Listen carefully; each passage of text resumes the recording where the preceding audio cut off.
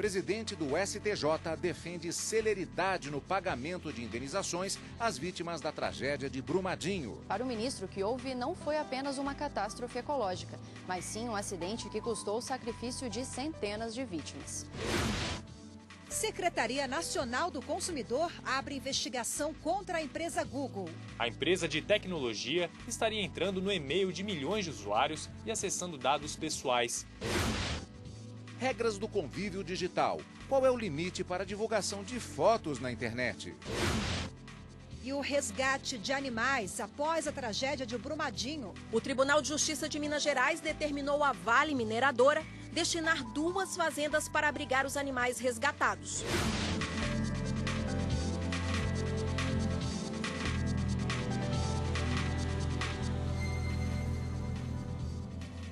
Olá, boa tarde. Boa tarde. Tragédia no Rio de Janeiro na manhã de hoje. Jovens atletas do Flamengo morreram em um incêndio no centro de treinamento no clube, em Vargem Grande. Vamos conversar sobre esse assunto agora ao vivo com a repórter Évine Araújo. Oi, Évine, boa tarde para você. Depois da chuva, mais uma tragédia no Rio de Janeiro, né? E várias autoridades se manifestaram sobre esse caso, né, Évine? Inclusive o presidente do Supremo Tribunal Federal, ministro Dias Toffoli, é isso? Oi, Rafaela, boa tarde. Olha, infelizmente, mais um momento de tristeza para o nosso país, né? O ministro Dias Toffoli, presidente aqui do Supremo Tribunal Federal, lamentou a tragédia e prestou condolências a familiares e amigos das vítimas. O incêndio no centro de treinamento do Flamengo foi no início da manhã de hoje. A suspeita é que o fogo tenha começado a partir de um curto-circuito no ar-condicionado do alojamento onde dormiam esses jogadores. 10 jovens morreram e 3 ficaram feridos. Hoje, o chefe de gabinete da presidência do Supremo Tribunal Federal conversou com o Jornal da Justiça sobre este caso. Eu gostaria também de deixar registrado o meu pesar aqui em relação ao acidente ocorrido nessa madrugada, às 5 horas da manhã, no CT do Flamengo, onde perderam a vida 10 crianças de 14 a 17 anos, né? E, ao que se sabe, não se tem ainda o motivo de como começou isso, mas, infelizmente, essas crianças que almejavam aí uma condição melhor, né, e acabaram perdendo a vida, e meu sentir de pesar, eu acho que é um senso comum aos familiares dessas crianças. Em nota, o presidente Jair Bolsonaro lamentou a tragédia e disse estar consternado, além de se solidarizar com a dor dos familiares neste momento de luto. O vice-presidente da República, Coronel Hamilton Mourão, também se manifestou, mas pelo Twitter. Ele disse estar profundamente triste e desejou conforto aos parentes dos mortos. A Procuradora-Geral da República, Raquel Dodge, também comentou o caso. Ela abriu um evento no Conselho Nacional do Ministério Público e deixou uma mensagem de condolência e pesar. Voltamos ao estúdio. Obrigado, Évine. O ministro Dias Toffoli, presidente do Supremo Tribunal Federal e do Conselho Nacional de Justiça, participou nesta sexta-feira de uma reunião com diretores do STF, secretários e servidores para tratar do alinhamento estratégico do Supremo Tribunal Federal em 2019 e 2020. A reunião no Salão Nobre do Supremo contou com a participação de aproximadamente 40 servidores de diversas áreas do STF. Foram apresentados aos participantes do encontro as metas e projetos do tribunal para o biênio 2019-2020. O objetivo é modernizar o trabalho do Supremo. Para isso, uma das medidas adotadas ainda no ano passado foi a criação da Secretaria de Gestão Estratégica. Uma das preocupações é promover a equidade de gênero dentro e fora do tribunal. Outros assuntos de destaque foram as audiências de conciliação, súmulas vinculantes, a repercussão geral e as audiências públicas como uma forma de diminuir o número de processos em tramitação no judiciário, além de outros assuntos que vão otimizar o trabalho do Supremo e facilitar o acesso às informações no site do tribunal. O plenário virtual e possíveis mudanças que permitam a sustentação oral de advogados também entraram em debate na reunião. Os advogados gostam de ir na tribuna por causa da TV Justiça, etc., quando eles perceberem que numa sustentação lá no plenário virtual aquilo vai ficar para sempre, né? Não é só aquele momento da transmissão, né? Eles começam a compreender que o mundo hoje é outro. As informações compartilhadas durante a reunião vão ser utilizadas pelos setores no desenvolvimento dos projetos e alcance dos objetivos para os próximos 2 anos. O presidente do Superior Tribunal de Justiça, ministro João Otávio de Noronha, defende celeridade na negociação e pagamento de indenizações às vítimas de acidentes em barragens. O depoimento foi dado durante um evento no Tribunal de Justiça de Minas Gerais. Durante palestra sobre a evolução da jurisprudência ambiental no STJ, o presidente da Corte destacou que o momento é extremamente delicado após a tragédia na barragem de Brumadinho. Para o ministro, o que houve não foi apenas uma catástrofe ecológica, mas sim um acidente que custou o sacrifício de centenas de vítimas. Por isso, o ministro João Otávio de Noronha defendeu que seja feito um trabalho conjunto, mas sem precipitações, entre as instituições como o Judiciário e o Ministério Público para agilizar o pagamento de indenizações às vítimas de desastres em barragens. Eu acho que é um grande desafio para todos. Nós estamos numa série de questões que precisam ser equalizadas. Equalizar significa conciliar. O que não pode é demorar a indenizar, a reparar o dano. A gente tem que pensar agora nas vítimas, nos filhos das vítimas, nas pessoas que precisam de assistência material urgente, além de uma assistência psicológica. Então eu acredito que justiça não se obtém apenas no judiciário. Justiça se obtém em qualquer mesa de conciliação. O presidente do STJ destacou ainda que na esfera judicial não podem ser aceitas desculpas para a não reparação do meio ambiente. Disse ainda que os investimentos em mineração são necessários, mas é preciso levar em conta questões de segurança. E nessa madrugada, a companhia Vale começou a retirada de cerca de 500 moradores de 3 comunidades do município de Barão de Cocais, a cerca de 100 quilômetros de Belo Horizonte. A ordem para a evacuação partiu da Agência Nacional de Mineração, depois que a empresa detectou um desnível na estrutura. A Vale informou que, apesar do nível 2 de risco da barragem ter sido acionado, a evacuação da população é uma decisão preventiva. A barragem sul superior da mina Congo Soco é uma das 10 barragens inativas da empresa que parou de ser usada em 2016. A Vale informa também que vai instalar equipamentos com capacidade de detectar movimentos milimétricos do solo. Os moradores foram levados para o ginásio da cidade. E a Polícia Federal do Paraná movimentou hoje um grande aparato de segurança. A equipe do Grupo de Pronta Intervenção escoltou para um terreno baldio, longe da capital, quase 3 toneladas de drogas apreendidas em operações no porto de Paranaguá e em Curitiba.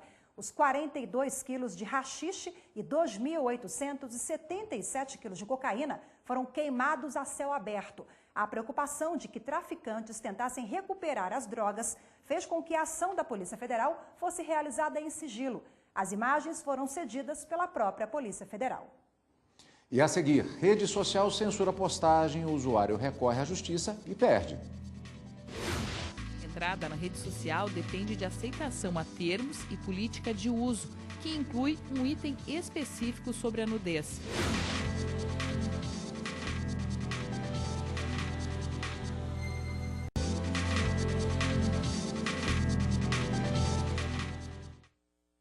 O presidente do Supremo Tribunal Federal, ministro Dias Toffoli, encaminhou ofício à Procuradora-Geral da República, Raquel Dodge, ao ministro da Economia, Paulo Guedes, e ao secretário da Receita Federal, Marco Sintra, pedindo que sejam tomadas providências para a apuração da prática de atos ilícitos contra o ministro Gilmar Mendes. O ministro Gilmar Mendes informou que tomou conhecimento extraoficialmente de documentos e que, a partir deles, deduziu que auditores fiscais não identificados da Receita Federal estariam apurando possíveis fraudes de corrupção, lavagem de dinheiro, ocultação de patrimônio ou tráfico de influência praticados por ele e ou por familiares. O ministro informou que não recebeu qualquer intimação referente ao procedimento fiscal e pediu apuração dos fatos. A Secretaria Nacional do Consumidor abriu uma investigação contra a empresa de tecnologia Google. A suspeita é de acesso e uso indevidos de dados de usuários. Os indícios são apurados pela Senacom, a Secretaria Nacional do Consumidor, ligada ao Ministério da Justiça.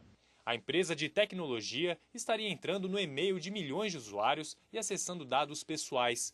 As informações supostamente obtidas sem o consentimento dos internautas seriam utilizadas para diversas finalidades, como, por exemplo, a divulgação de propagandas. O caso chegou à Senacom após uma denúncia do Ministério Público Federal. As investigações estão no início. A empresa ainda vai ser ouvida. Se ficarem comprovadas as irregularidades, a Google pode ter que pagar uma multa de até R$9.700.000. A empresa também pode ser obrigada a mudar a forma como apresenta os termos de adesão no momento em que os usuários vão criar uma conta de e-mail. O processo foi instaurado agora, né? A empresa vai ter 10 dias para se pronunciar sobre as denúncias. Se for considerado que houve uma prática abusiva por parte do Google, pode ser aplicada uma multa de até R$9,7 milhões, que é o teto hoje da multa para esses casos. Por e-mail, o Google informou que prestará todos os esclarecimentos necessários às autoridades. Disse também que a empresa não usa informação disponível no Gmail para personalização de anúncios e que seus gestores estão seguros de que os produtos Google seguem a legislação brasileira. Conselheiro do Tribunal de Contas de Alagoas é condenado à perda do cargo por prevaricação e declaração falsa. A decisão, por maioria de votos, é da Corte Especial do Superior Tribunal de Justiça. Além de determinar a perda do cargo, o colegiado impôs ao réu a pena de 3 anos de reclusão em regime semiaberto. De acordo com a denúncia do Ministério Público Federal, Cícero Amélio da Silva era presidente do Tribunal de Contas de Alagoas quando beneficiou um ex-prefeito durante o julgamento das contas da prefeitura na Câmara Municipal. Os crimes de prevaricação e declaração falsa foram caracterizados pela adulteração de um documento público com o objetivo de evitar a inclusão do ex-prefeito na lei da ficha limpa. A manobra permitiria que ele concorresse à reeleição para a prefeitura do município. O ex-prefeito também foi condenado na mesma decisão da Corte Especial do STJ à pena de 1 ano de reclusão pelo delito de uso de documento falso. As penas de reclusão do conselheiro e do ex-prefeito foram substituídas pela prestação de serviços à comunidade e por pagamento de multa. Uma modelo de nu artístico entrou com uma ação judicial contra o Facebook após ter uma postagem com divulgação do trabalho dela bloqueada. Os pedidos foram negados. Para a Justiça Gaúcha, a rede social tem autonomia em ditar as regras do convívio digital que permite aos usuários. A profissional solicitava que a rede social fosse impedida de censurar novas publicações de fotos. Ela também pedia ressarcimento por lucros cessantes no valor de R$5.000. No entanto, a magistrada ressaltou que a modelo concordou com os termos de adesão ao Facebook, já que a entrada na rede social depende de aceitação a termos e política de uso, que inclui um item específico sobre a nudez, cujo objetivo seria o de alcançar um convívio social harmônico entre pessoas com as mais distintas crenças e ideologias. Cabe recurso da decisão.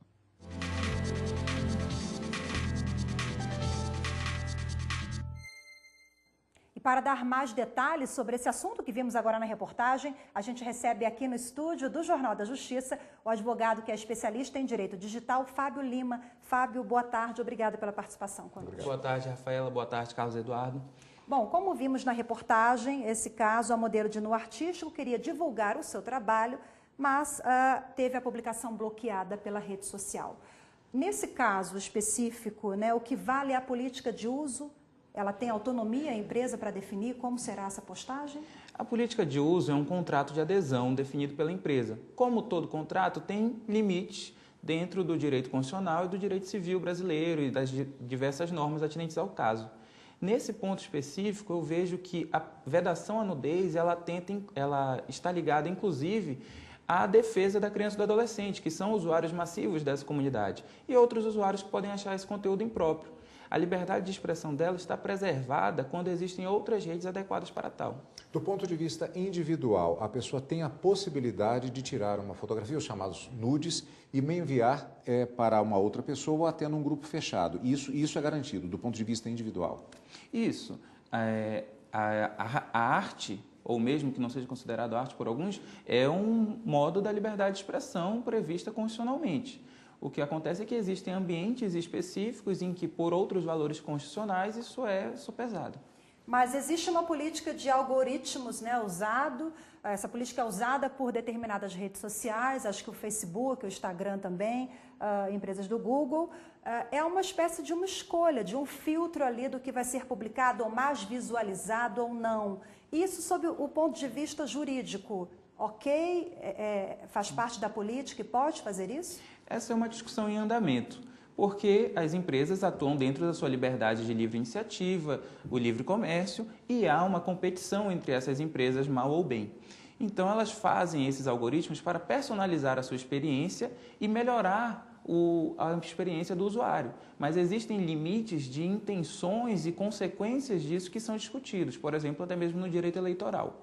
No caso, por exemplo, eu citei os nudes agora, se uma pessoa colocar na rede também fotografias de um terceiro que não autorizou, isso também pode ser visto do ponto de vista tanto da política interna da rede social, quanto também do indivíduo que pode entrar na justiça. Corretamente. Além de ser um atentado ao direito de imagem constitucionalmente previsto, protegido no direito civil, isso hoje é também um tipo específico na lei penal, a importunação ou divulgação de imagens de teor sexual, com pena de 1 ano a 5 anos de prisão.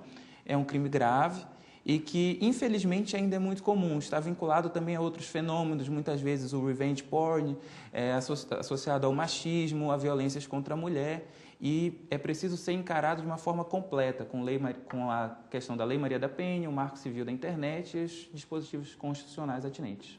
Bom, o caso que vimos na reportagem, né, traz à baila essa questão que a gente vê muito hoje, esse debate nas redes sociais, de um lado uma possível censura, liberdade de expressão. Como é que o direito ele tem se adaptado a essa nova realidade? O Brasil tem uma legislação muito moderna em termos de internet e redes sociais. O Marco Civil da Internet brasileiro é reconhecido como um dos melhores do mundo. Nós já estamos com a Lei Geral de Proteção de Dados, que entra em vigor no ano que vem. Temos uma legislação muito moderna, mas este mundo ele dá rotações completas a cada dia. Então é difícil acompanhar. Mas nós temos também os princípios constitucionais. O direito de imagem, o direito de liberdade de expressão, a proteção da criança e do adolescente, que já informam a conduta adequada para esses momentos. Ok, doutor Fábio Lima, muito obrigada pela participação conosco. Uma boa tarde. Obrigado, Rafaela. Obrigado, Carlos. Muito obrigado. E no próximo bloco, o trabalho do Corpo de Bombeiros e dos veterinários para tentar salvar os animais em Brumadinho. Os esforços de salvar vidas se estendem aos animais. A cada salvação, uma comemoração.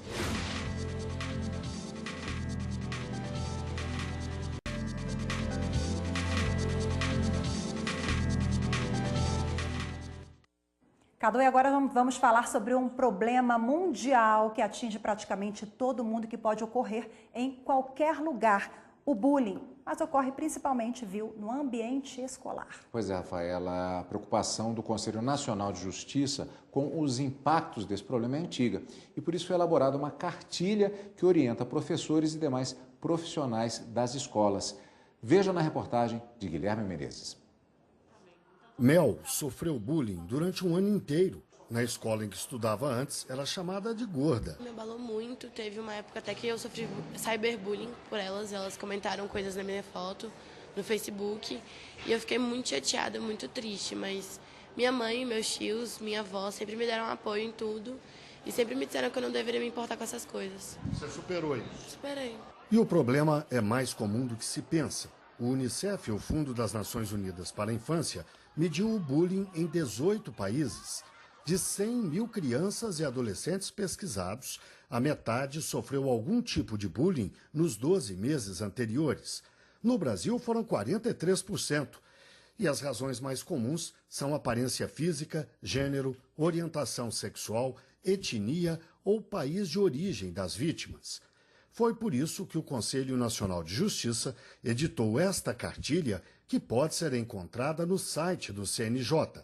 O documento foi pensado para ser usado nas escolas e destaca as formas de bullying.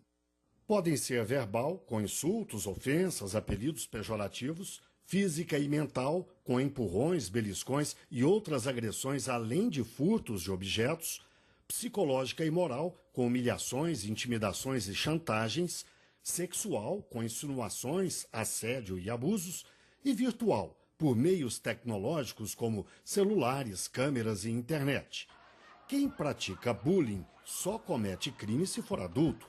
Crianças e adolescentes podem ser responsabilizados por infrações. A injúria, quando a pessoa ela é humilhada de tal forma que a honra pessoal dela é violada, a difamação, quando são espalhadas mentiras sobre as pessoas e a reputação dela é violada, e tudo isso, existem punições para essas crianças e adolescentes de acordo com o Estatuto das Crianças e dos Adolescentes.